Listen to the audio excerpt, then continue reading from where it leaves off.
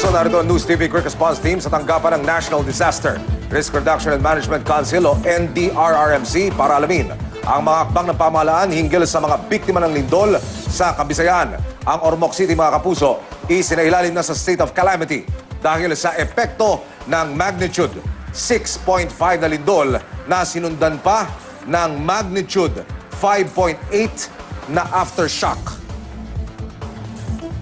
Kabilang sa mga tinututukan ngayon ng mga otoridad ang mga lugar na landslide prone sa Ormoc. Lalo't nagbabala ang PhilVox na maaaring pagmulan ng pagguho ang mga pitak na idinulot ng pagyanig. Sa drone video po na ito, mga kapuso, makikita ang lawak ng pinsala sa buong lungsod. Kapansin-pansin ang mga gumuhong lupa sa ilang bahagi ng bundok malapit sa komunidad. Kitang-kita rin ang mga bitak sa kalsada. Ayon kay PhilVox Director Renato Solidum, dapat iwasan na ang pagtira sa ibabaw ng diraraanan ng fault line at sa mga landslide-prone area.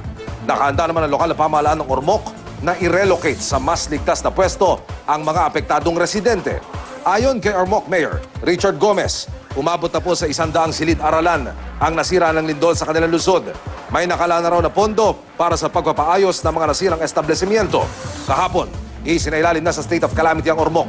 Ang Department of Labor and Employment naman nakikipag-ugnayan sa City Social Welfare and Development Office ng Ormoc upang tulungan ang mga biktima ng lindol sa pamamagitan po ng Cash for Work program.